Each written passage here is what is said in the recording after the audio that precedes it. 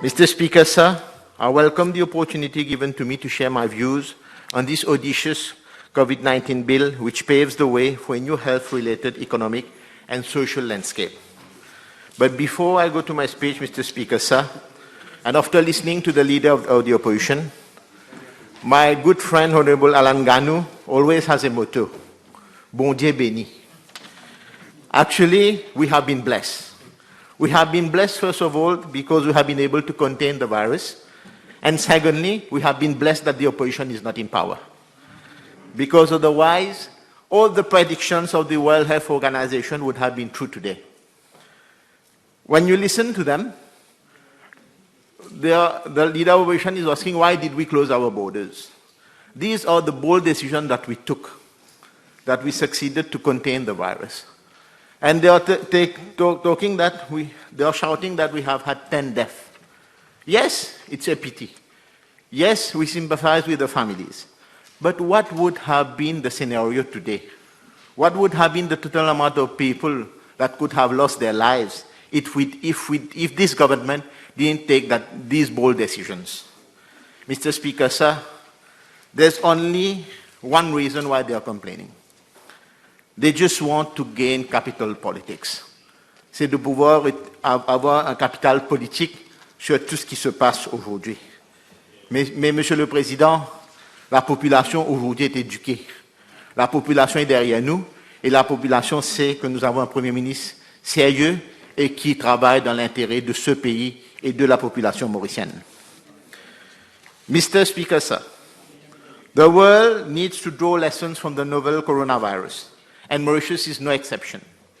Cette pandémie est venue changer notre mode de vie et nos habitudes. Pendant longtemps, nous avons pris beaucoup d'aspects de notre vie pour acquis. Mais aujourd'hui, la nature reprend ses droits et la situation difficile provoquée par le nouveau coronavirus vient remettre en question la façon dont nous faisons les choses. Notre vie sociale et également la situation économique locale et internationale. Ce projet de loi touche à tous les aspects de la vie humaine, économique et sociale, et couvre également tous les secteurs d'activité. Il ne s'agit pas là uniquement de la restriction du mouvement des personnes. La nouvelle loi vient réagencer la vie administrative à plusieurs niveaux.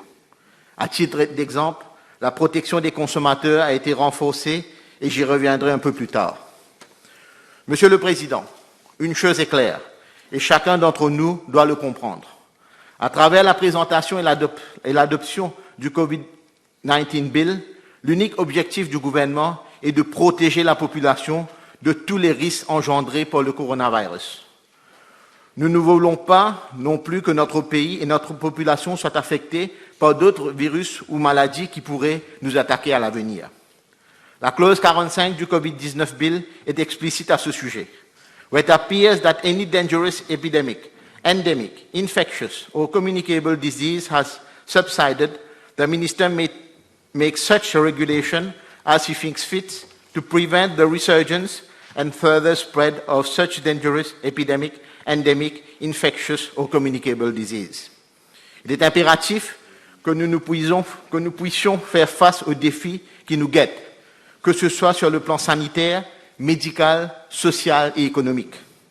À ceux qui crient que les mesures contenues dans le COVID-19 Bill sont impopulaires, je dirais ceci. L'objectif est de vous protéger et de nous protéger. Telle est la mission que nous nous sommes fixés et une dizaine de nos compatriotes y ont laissé la vie. Parmi nous avons perdu un valeureux soldat, le docteur Bruno Chong, et il ne fait pas que ce décès soit vain.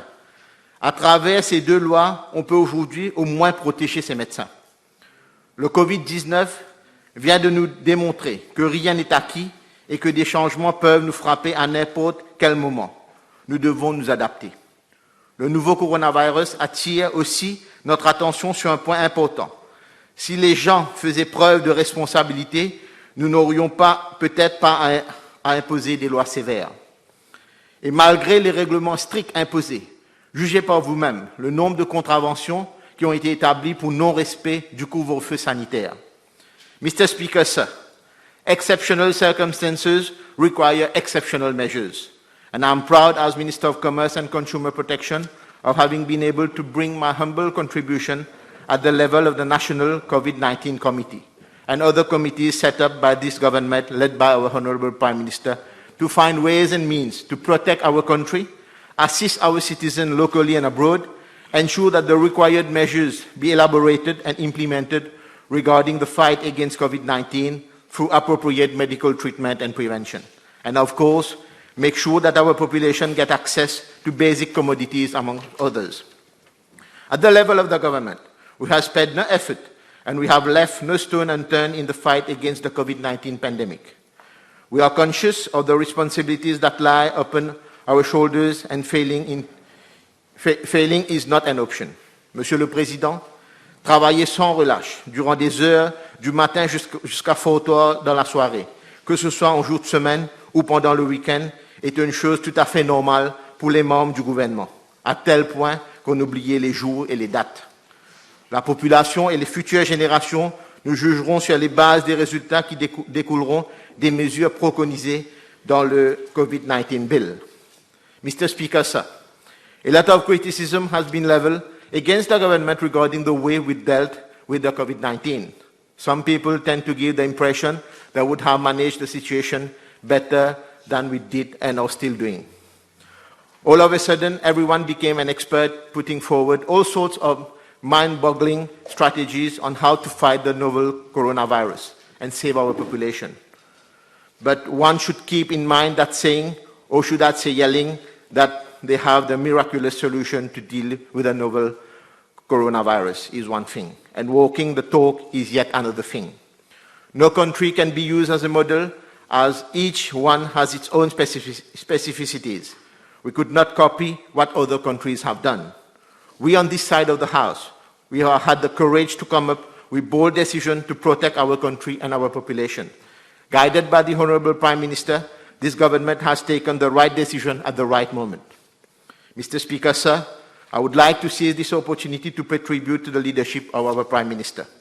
His dedication, his availability, his special attention to every single detail has been exemplary since the beginning of this COVID-19 pandemic.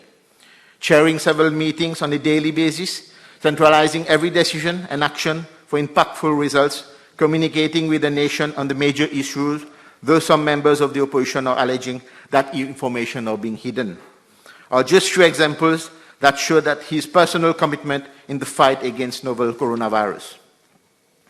When he said that the health of our citizens is more important than anything else, he really meant it. Though the local economic situation has been affected by the coronavirus, the main focus of the Honorable Prime Minister was and remains the health of our population. He is conscious that we need people, workers in good health to put our economy back on track. Un seul capitaine à bord, une seule vision, il ne fait aucun doute que les résultats seront probants. Some people may be of opinion that these measures put in place are not enough. Others can say that such or such action could have been taken, but government, Mr. Speaker, sir, has nothing to be ashamed of. The measures put in place have had positive results and we have been able to contain the propagation of the virus. Mr. Speaker, sir, government did what it deemed fit since the novel coronavirus was categorized as a pandemic. Today, the COVID-19 bill is before this August Assembly, and the numerous measures contained therein will soon be translated into concrete action. Right from the start, a series of bold actions have been taken to prevent COVID-19 from having disastrous effects on our country. And with the adoption of the new legislation, which brings along the amendment of numerous existing laws, we will be in a better position to pursue our fight to curb the novel coronavirus and set the pace to combat any eventual disease that may hit us in the future. The House and the population at large will recall that since the 3rd of February 2020, government imposed a ban on the importation of live animal and fish from China. This ban was extended to Italy, Iran, South Korea, as from the 3rd of March 2020, and subsequently to Switzerland, Réunion Island, and all European countries as from the 16th of March 2020. It was envisaged to further extend the ban to other countries, but in the meantime, numerous countries had already started to close their borders. At that point in time, Mr. Speaker, sir, the crisis faced by many countries had already started having a psychological impact on the Mauritian population, giving rise, for example, to panic buying in our local shops and supermarkets. As responsible government, it was our duty to ensure that there was enough stock of basic commodities to face any eventual situation that would strike us. On the 15th of March last, together with members of the press, I personally visited a series of supermarkets, local distributors, warehouses, and the State Trading Corporation warehouse. The observations were clear. The stock was there. In parallel, I made sure that there would be no risk that these essential products would be out of stock. But still today, some members of the opposition are trying to make people believe that there are shortage. In the same vein, I call upon distributors and traders to avoid creating artificial shortage that would lead to an increase of prices. I'd also had several meetings with petroleum products distributors to ensure that we had sufficient stock of mogas, gas oil, and LPG. Mr. Speaker, sir, the population would recall that shops, supermarkets, and hypermarkets, among others, were still allowed to trade when the confinement was announced. Unfortunately, government had to take the hard decision of imposing a sanitary curfew and the closure of all trade premises. But it is a fact that we could not allow the population to starve. Government had to fight to find the right formula that would enable each and every citizen of this country to have access to basic commodities without creating a situation that would favor the spreading of the COVID-19 virus and hence jeopardizing public health. Together with the Mauritius Chamber of Commerce and Industry, we spent hours and days working out every possible scenarios. As a start, government came with the preparation and distribution of some 44,000 food packs to vulnerable families under SRM of Mauritius. I'm glad that following meetings with my colleagues ministers and myself had with the MCCI, various supermarkets and distributors acted very quickly for the preparation of these social food packs. With the same spirit, we worked out on online order and delivery system for the rest of the population. I must say that despite some minor issues during the teething period, this system has worked very well, and today more and more people are opting for online shopping.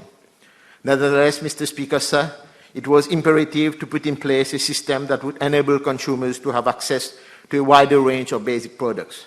We therefore studied the different options for the reopening of shops, self-services, supermarkets, and hypermarkets. We came to the conclusion that the access to these premises by alphabetical order would be the best option. Today, Mr. Speaker, sir, the alphabetical order system is proving to be the right one to avoid crowds in public places.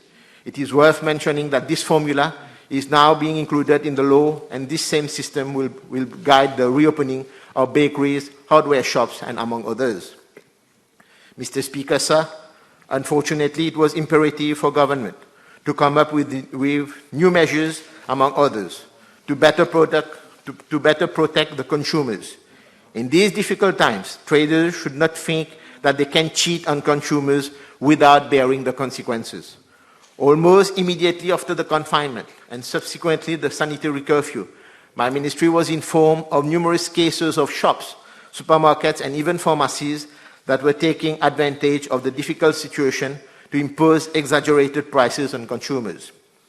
This state of things could not be tolerated. My officers have therefore been requested to intensify their actions across the island so as to send a strong signal to those traders who are acting in a highly deplorable and anti-patriotic manner. In parallel, Mr. Speaker, sir, the Ministry of Commerce and Consumer Protection has come forward with a series of measures. The Consumer Protection Price and Supplies Control Act 1998 and the Consumer Protection Consumer Goods Maximum Markup Regulation 1998 have been amended with effects as from the 20th of March 2020 to control the price on face masks, hand sanitizers, and respirators. The Consumer Protection Price and Supplies Control Act 1998 have been amended with effect as from the 23rd of March 2020 to fix the retail price of onions and potatoes to 40 rupees a kg. My ministry also came up with a regulation to allow a maximum markup of 15% on adult diapers, baby diapers, basmati rice, breakfast cereals, butter and spread, long grain rice, margarine, pasta, processed cheese, pulses, sanitary pads, and sanitary towels. Mr. Speaker, sir, since the establishment of the confinement and the sanitary curfew to date, more than 2,605 traders have been booked.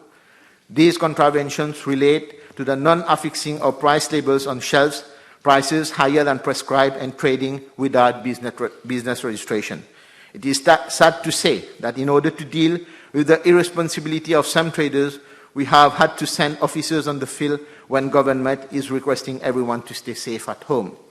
Au lieu de contenir le virus, nous avons dû dépêcher des officiers pour contenir les prix. My officers' visits to trade premises are ongoing, and here I would like to stress that number of contraventions established on a daily basis are on the decreasing trend. But on the other side, Mr. Speaker, sir, it seems that some traders still have not decided to get rid of their abusive practices. Officers of the Consumer Affairs Unit of my ministry, together with inspectors from the local authorities and police officers, have come across many regular offenders. I see this opportunity to express my deepest appreciation and thanks to these officers and to all those frontliners for their dedication during these hard times. Based on the behavior of these traders, it appears that the actual penalties are not real deterrents for them. The population will appreciate that. In view to better protect consumers, government through the COVID-19 bill is toughening the law against those traders who believe that they can do whatever they want in all impunity. The Consumer Protection, Price and Supply Control Act is therefore being amended to provide for tougher penalties. The aim behind the amendments brought to this legislation is not to penalize traders. Loin de l'idée d'embarrasser les commerçants, cependant, nous ne pouvons fermer les yeux sur les cas d'abus flagrants. Les commerçants irresponsables doivent subir les conséquences de leurs actes. Ils doivent se mettre en tête que leurs abus ne dureront pas quand ils risquent d'avoir la désagréable surprise de voir leur permis être suspendu ou même révoqué. Mr. Speaker, sir, for weeks now, government has been warning traders who do not respect the law, and now these warnings are being translated in action. Once enacted, the amended Consumer Protection Price Supply Control Act will provide fixed penalty notice, which will be issued by an authorized officer or police officer who detects the offense. From the moment the fixed penalty is served upon the trader, the latter will have to pay the fine within a period of 21 days, failing which criminal proceedings will be instituted against him. Under such circumstances, the offender will be liable, on conviction, to pay a fine that shall not be less than the fixed penalty in respect of the offense committed. In the event that the trader refuses the fixed penalty, the case will be reported with a view to proceedings be taken against him before a court. Moreover, in respect of the commission of the offense specified in the 5th schedule, an offender's trade license may be suspended for a period not exceeding 1 month. Mr. Speaker, sir, based on the positive situation resulting from the measures taken by the government to prevent the propagation of the novel coronavirus, it has been decided to allow for a smooth and controlled resumption of economic activities. Being given that many of our compatriots are being called upon to resume work, the decision has been taken to allow supermarkets to remain open until 8 p.m., so that these workers can do their shopping for basic commodities after their working hours and according to the alphabetical order system already in place. The novel coronavirus outbreak has been devastating effects on many sectors of our economy. In the face of such a disaster, government has put in place several support mechanisms to help enterprises, namely the Wage Assistance Scheme and the Self-Employed Assistance Scheme. It is no secret that the local trade commercial sector has been greatly affected. All through the confinement and sanitary curfew period, my ministry has received numerous requests and proposals from various quarters, namely Small Traders Association and Retail Association, amongst others. I met the representatives of Retail Association who shared their concern about the actual difficult situation and the after effects. One of their main concerns was that they were not operating but nevertheless had to pay for the rent for their trading premises and other bills. For the COVID-19 bill, Mr. Speaker, sir, this government is giving some relief to these workers. Section 3 of the Landlord-Tenant Act is being amended, specifying that notwithstanding subsection 1, the Court shall not make an order under Section 16 where rent is not being paid by for the month of March, April, May, June, July, August, and such other subsequent months as may be prescribed, provided that the rent for these months is fully paid in installment by 31st of December 2021, and such other date as may be described. In the same vein, following amendments brought to the Central Electricity Board Act and the Central Water Authority Act, retailers and traders, as the rest of the population, will appreciate no surcharge shall be imposed and the utility supply shall not be disconnected, provided that the bill, including the license fee, in the case of the CB, is paid not later than such period as may be prescribed. Mr. Speaker, sir, sooner or later, we'll all have to get back to our habitual habits. But following the introduction and adoption of the COVID-19 bill, these activities will have to be carried out under strict conditions.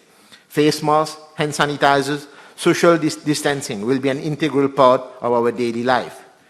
This will be the only way to avoid resurgence of the novel coronavirus in our country. Mr. Speaker, sir, some people may find that the new law and regulations are hard, but many also are talking about dictatorship. But I can assure the population this is absolutely not the case. We are here to protect our citizens. In fact, the measures proposed are proportionate to the risk factor. Let me also add that the sanitary and medical measures being implemented in Mauritius are perfectly in line with the recommendation of the World Health Organization. Other countries such as France, United Kingdom, Poland and South Africa, among others, are introducing regulations for accrued price control and a better protection of consumers. These countries, like many others, are also taking sanitary measures and enacting new laws to fight COVID-19 and prevent its propagation. This will give rise to a new economic order to which the Republic of Mauritius will have to adapt. Mr. Speaker, sir, our main concern is the health of our population. I'm sure that no one would like to get infected, knowing the disastrous effect that this would have on one's health, the family, the community, and the whole country. Without sacrifice and patriotism, we will expose ourselves and our country to this deadly virus. Let us together do what should be done to overcome this situation and hope for a brighter future. Aujourd'hui, nous n'avons aucun cas actif de COVID-19 à Maurice, et c'est un signe encourageant. Cependant, la fin du couvre-feu ne veut pas dire que chacun pourra faire ce qu'il veut. Le virus peut être n'importe où, car il est invisible.